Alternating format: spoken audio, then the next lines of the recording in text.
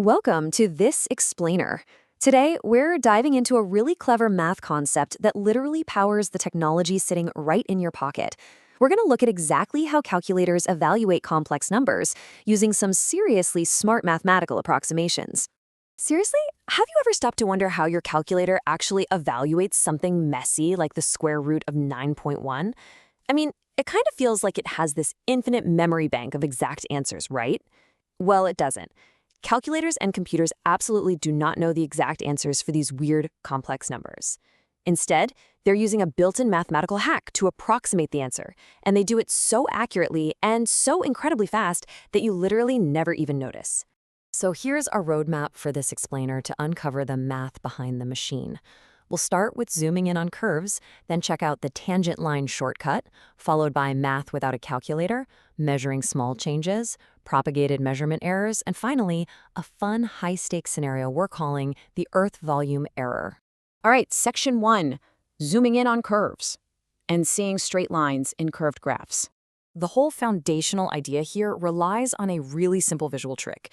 If you take any smooth, differentiable curve and just zoom in close enough on a specific point, well, that curve actually begins to look like a perfectly flat, straight line.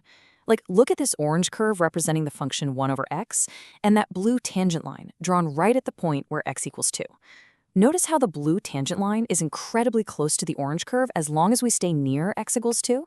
The gap between them is practically invisible. Now, because straight lines are way easier to calculate than curves, we can just use that straight blue line as a pretty solid approximation for the curved orange line. We just can't wander too far from our starting point. Moving right along to section 2, the tangent line shortcut. Let's take this from a visual to an actual formula. So we pull this off using what's called a linear approximation, or linearization. Now I know, the formula might look a little bit like alphabet soup at first glance, but please don't let it intimidate you. Honestly, it is just the standard point-slope equation of a line, just slightly repurposed. L of x equals f of a plus f prime of a times x minus a. In this setup, a is our known, super easy to calculate starting point, and x is that messy, nearby point we are actually trying to figure out. Which brings us to section 3. Math without a calculator, estimating square roots. Let's actually apply this tool to our opening problem and evaluate the square root of 9.1 entirely by hand. Okay, so here's how the logic unfolds step by step. Our messy target point, our x, is 9.1. We need an easy known point nearby to act as our a. Well, 9 is a no-brainer, right? Because we all know the square root of 9 is 3. So that's step 1. For step 2, we need the derivative of the square root function at 9, which happens to calculate out to 1 over 6. Finally, for step 3, we just plug those nice, easy numbers into our linear approximation formula to estimate our tricky point of 9.1. We get 3 plus 1/6 times the difference of 9.1 and 9. When you do that really basic arithmetic, you end up with 3.0167. And wow, when you compare these numbers side by side, it completely proves just how incredibly accurate this simple method really is. I mean, if you punch the square root of 9.1 into a modern calculator, you're going to get 3.0166 if you round it to 4 decimal places. But our quick, handwritten linear approximation, that gave us 3.0167. Literally, by just using a nearby flat line, we got a nearly identical answer without doing any complex computational heavy lifting whatsoever. And the best part is that this tangent line hack works for all kinds of differentiable functions. You can totally use it for a reciprocal function or even a sine wave. Like, you could easily estimate something like the sine of 62 degrees just by using the known tangent line at 60 degrees. It's really that versatile. All right, let's look at section 4, measuring small changes, and introducing differentials. Because now that we know how to estimate static values, we can easily pivot to measuring actual changes. Now, you've probably seen dy over dx used to represent a derivative a million times. But here, dy and dx aren't just mere notation. In the differential form, dy actually equals f prime of x times dx. In this case, dx is a totally independent variable, representing a tiny real-world change in our input.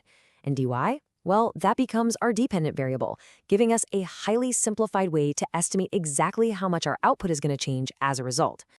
To really picture this visually, the actual change in our function is that taller dashed bracket you see labeled delta y, the vertical distance between the two black dots on the curve. But let's be honest, calculating that exact change is incredibly tedious. So instead, we use dy, which is just the change along that straight orange tangent line. And as you can see, for really small change in x, which is our dx, our approximation dy is remarkably close to the actual change, delta y. It's a fantastic shortcut.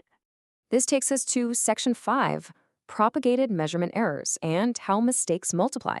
So what actually happens when we take all this math out into the real world and our initial input is just slightly off? So you make a tiny mistake when measuring materials to build a pool or maybe even a house. Well, the absolutely crucial point here is that a tiny measurement error in the real world acts exactly like that dx we were just talking about. When you plug a flawed measurement into a formula to calculate something like volume or area, that absolute error propagates. It literally cascades through the math, snowballing into a much, much larger error in the final calculated quantity, which we approximate using dy. To really wrap our heads around the impact, we typically classify these errors in 3 different ways. First up is the absolute error. That's just the raw physical mistake, like say being off by 1 inch. But 1 inch means very different things depending on the context. Measuring a 62-inch ladder wrong by an inch? Relatively small mistake. But measuring an 8-inch piece of cardboard wrong by an inch? That's a total disaster. That vital context is captured by the relative error, which is just the mistake divided by the total size of the object. And finally, we just multiply that relative error by 100 to get our percentage error. Simple as that. All right, let's dial it up for section 6, the Earth volume error, and some high-stakes calculations. Watch how these errors wildly build up when we scale things up to a really extreme scenario. Imagine an astronaut up in space measures the Earth's radius, r, to be 4,000 miles. But because of the massive, massive distance involved, there's a margin of measurement error, a dr, of plus or minus 80 miles. They then use that radius to calculate the total volume of the Earth using the standard sphere formula, 4/3 pi r cubed. Well, we can actually set up a differential equation right now to see just how much that 80-mile visual error impacts the final volume calculation. Here's how we do it. First, we take the derivative of the volume formula, which gives us our handy differential equation, dv equals 4 pi r squared dr. Next up, we just plug in the numbers we already know, 4,000 for r and 80 for our error, dr. Finally, to figure out how bad this error really is compared to the overall size of the planet, we divide our estimated volume error, dv, by the total estimated volume, v. And you won't believe it. When you divide those out and convert it to a percentage, you get a massive 6% error. That's huge. Because of the way errors propagate in a cubic formula, a seemingly small absolute measurement error of 80 miles on a 4,000-mile radius literally compounds into a 6% difference in the calculation of the volume of the entire planet. Which really leaves us with this final, kind of mind-boggling thought. If an 80-mile visual error creates a massive 6% volume difference for a whole planet, how much do tiny, completely unnoticed millimeter measurement errors impact the volume, the cost, and frankly the safety of the structures we build on Earth every single day? The math of linear approximations and differentials is absolutely not just some neat calculator trick. It is the invisible logic governing the real-world engineering all around us.